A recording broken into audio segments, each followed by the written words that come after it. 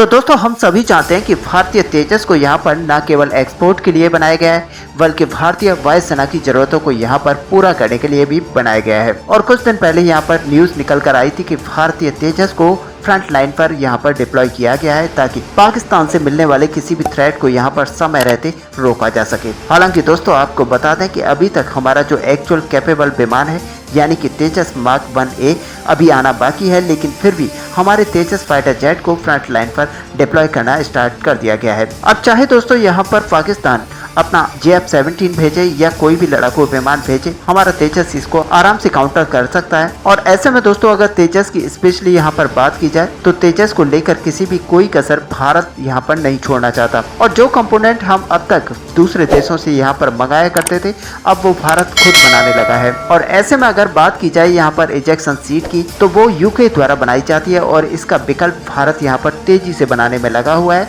और भारत को अभी तक जो सफलता है वो 90% मिल चुकी है। बहुत ही जल्द भारत इसको पूरी तरह से बनाकर तैयार कर पाएगा। हालांकि इसकी टेस्टिंग चल रही है जो कि बहुत ही जल्द इसकी कंप्लीट कर ली जाएगी। और ऐसे में इसके जो रडार्स हैं वो इजराइल द्वारा तैयार किए गए हैं और अब भारत ऐसा रडार जो कि भारत के अंदर बनाया गया है उसको इसके अंदर लगा रहा है। और ऐसे में देखा जाए तो भारत अपने ऐसा रडार के साथ ही इसकी जो कैपेबिलिटीज हैं और भी ज्यादा बढ़ा रहा है। और दोस्तों कुल मिलाकर अगर देखा जाए तो भारत अपने तेजस मार्क 1A के अंदर किसी भी तरह की कोई कसर छोड़ना नहीं चाहता। हालांकि अच्छी बात यह है कि अब इन सारी चीजों जो कि विदेशों से इंपोर्ट की जाती हैं उनका रिप्लेसमेंट यहाँ पर भारत के अंदर बनाना तेज कर दिया गया है, जिससे कि भारत अपने तेजस लड़ाकू विमान के अंदर पूरी तरह से स्वदेशी निर्मित पार्ट्स को यहाँ पर यूज कर पाए। लेकिन दोस्तों अगर यहाँ पर स्पेशली बात की जाए इसके आर्मामेंट को लेकर तो यहाँ पर भारत के अंदर जो भी देसी आर्मामेंट है उसमें कोई भी वेपन हो जो कि मौजूद नहीं है वो देखा जाए तो यहाँ पर DRDO के द्वारा हर तरह के वेपन को यहाँ पर बनाकर तैयार कर लिया गया है। और ऐसे में दोस्तों अगर देखा जाए तो हमारे तेजस लड़ाकू विमान के अंदर भारत के DRDO द्वारा बनाए गए हर तरह के हथियार को यहाँ पर इंडक्ट कर लिया गया है। लेकिन इसके बाद भी स्ट्रेटजी ये रखी गई है कि दूसरे देशों से जो भी यहाँ पर पहले कुछ मिसाइलों को इस्तेमाल किया जाता था उनके इंडक्ट करने के ऑप्शन को अभी भी खुला रखा गया है और इस तरह की जो हथियार हैं वो यहाँ पर कभी भी तेजस के अंदर लगाए जा सकते हैं। और दोस्तों यहाँ पर सबसे बड़ी बात यह है कि भारत अपने सारे मिसाइलों और हर तरह की वेपन को यहाँ पर इंडक्ट कर पाएगा। साथ ही भारत अगर चाहता है तो विदेशों से भी कुछ मिसाइलों को यहाँ पर इंडक्ट कर पाएगा जो कि हमारे फ्रेंडली कंट्रीज द्वारा बनाई जाती हैं। यानी कि यहाँ पर फ्रांस, रशिया और इजराइल के द्वारा जो मिसाइलों को बनाया जाता है उनमें से कुछ चुनिंदा मिसाइलों को इसके अंदर इंडक्ट किया जा सकता है। अब दोस्तों यहाँ पर 2021 के अंदर एक खबर निकल कर आई थी जो कि रफाल के अंदर एक मिसाइल लगती है जिसका नाम है हैमर। तो हैमर मिसाइल को भारतीय वायुसेना के द्वारा एक बड़ी मात्रा में यहाँ पर यूज किया जाता है और साफरान कंपनी इसकी मैन्युफैक्चरिंग है और इसीलिए राफेल लड़ाकू विमान के अंदर इसको बड़ी संख्या में यूज किया जाता है। और जब एक बड़ा ऑर्डर यहाँ पर हैमर मिसाइल का दिया गया था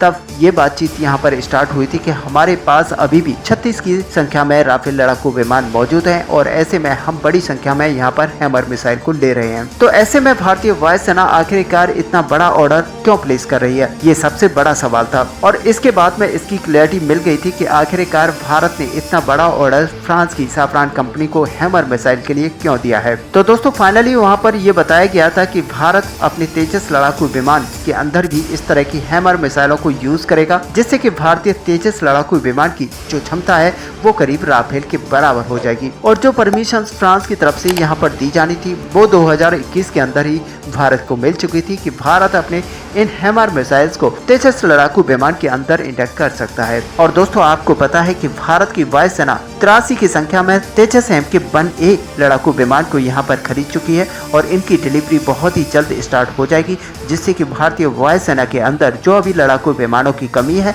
वो काफी हद तक कम हो जाएगी। और ऐसे में हैमर मिसाइल को यहाँ पर ऑप्शनली भारत के तेजस के अंदर यूज किया जाएगा। और अब दोस्तों यहाँ पर बताया जा रहा है कि हैमर मिसाइल को भारत को बड़ी संख्या में यहाँ पर डिप्लॉय कर दिया गया है और ये सारा डिप्लॉयमेंट हमारे तेजस लड़ाकू विमान के साथ हुआ है जो कि फ्रंट एंड पे पाकिस्तान के बॉर्डर पर लगाया गया है। तो दोस्तों DRDO के द्वारा बनाए गए वेपन्स को यहाँ पर भारत का तेजस ऑलरेडी यूज कर रहा है, लेकिन अब फ्रांस के द्वारा बनाई गई हैमर मिसाइल को भी भारत के तेजस के अंदर इंडक्ट किया जा सकेगा। ऐसे में दोस्तों आखिरकार भारत के तेजस की यहाँ पर जो पूरी क्षमता है वो काफी हद तक बढ़ चुकी है। आपका इस पूरे टॉपिक को लेकर क्या व्यू है, आप अपना व्यू हमें कमेंट पे लिखकर बता सकते हैं। साथ ही वीडियो को लाइक और शेयर करना ना भूलें। मिलते हैं नेक्स्ट वीडियो में, तब तक के लिए जय हिंद।